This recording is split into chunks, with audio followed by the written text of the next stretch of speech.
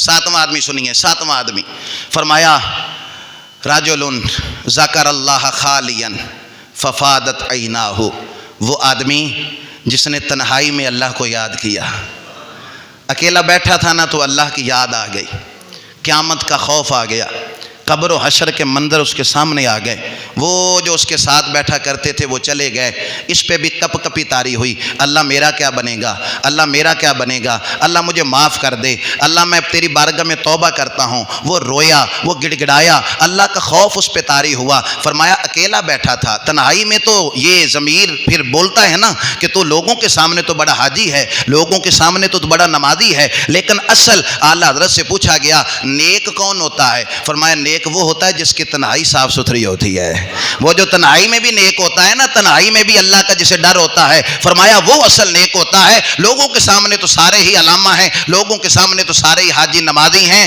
لیکن فرمایا وہ اکیلا بیٹھا تھا، اللہ کا ذکر کیا، اس نے اللہ کو یاد کیا، پھر کیا ہوا؟ ففادت عیناہ، پھر اس کی آنکھوں سے آنسو جاری ہو گئے۔ اس نے اللہ کو یاد کیا، پھر اس کی آنکھوں سے آنسو جاری ہو گئے، اس کی آنکھوں سے آنسو جاری ہو گئے، یعنی اکیلا بیٹھا تھا، اللہ کو یاد کیا، پھر آنکھوں سے آنسو جاری ہوئے نا۔ فرمایا یہ آدمی جس نے تنہائی میں اللہ کو یاد کیا، پھر وہ اللہ کے خوف سے رونے لگ گیا، تو قیامت کے دن اللہ اسے بھی اپنے عرش کا ٹھنڈا سایہ عطا فرمائے گا۔ دو آنسو اللہ کو بڑے ہی پسند ہیں، دو قطرے، حدیث کے لفظ ہیں دو قطرے اور دو نشان اللہ کو بڑے ہی پسند ہیں۔ یا رسول اللہ کون سے؟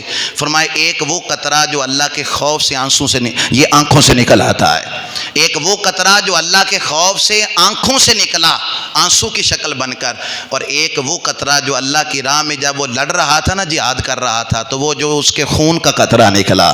یہ دو قطرے اللہ کو بڑے پسند۔ دو نشان کون سے؟ فرمایا ایک جو اللہ کی راہ میں لڑتے ہوئے نشان لگ گیا نا، اور دوسرا وہ، فرمایا ایک تو اللہ کے راستے میں لڑتے ہوئے جو نشان لگا، ایک وہ والا نشان، اور دوسرا ایک موقع پہ فرمایا کہ اللہ کا کوئی فرض ادا کرتے ہوئے اس کو کوئی نشان لگ گیا۔ تراویحیں پڑھتے ہوئے اگر آپ کو آپ کے قدموں میں یا آپ کے جسم میں یا کوئی بھی اللہ کا آپ نے فرض ادا کیا، روزہ رکھتے ہوئے آپ کے جسم میں کوئی معاملہ بن گیا، فرمایا وہ جو نشان بن گیا نا اللہ کا کسی فرض ادا کرنے کی وجہ سے، یہ نشان بھی اللہ کو بڑا ہی پسند ہے۔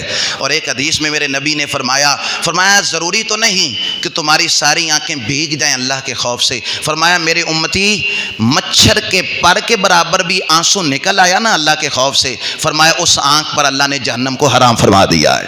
دو آنکھیں حضور فرماتے ہیں جہنم میں نہیں جا سکتی، دو آنکھیں۔